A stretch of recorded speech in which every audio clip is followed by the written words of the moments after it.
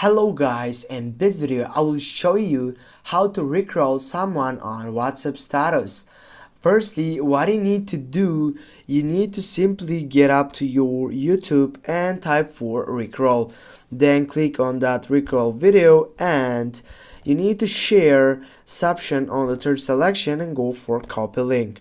Now what you need to do next, you need to go on your browser and type for type for URL shortener and go for bit.ly. It is the most easiest way from bit.ly and also the most safest. Now scroll down and go for shorten your link.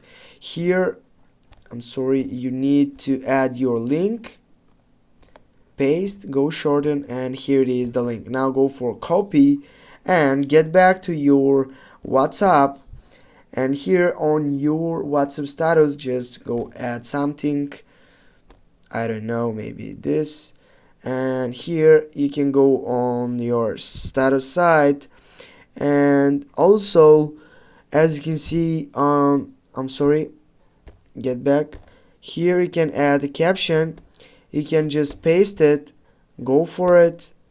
And now with this, guys, if you get up into it, someone's gonna get up to my rickroll. Thanks for watching. Don't forget to hit that like and share the video. See you soon.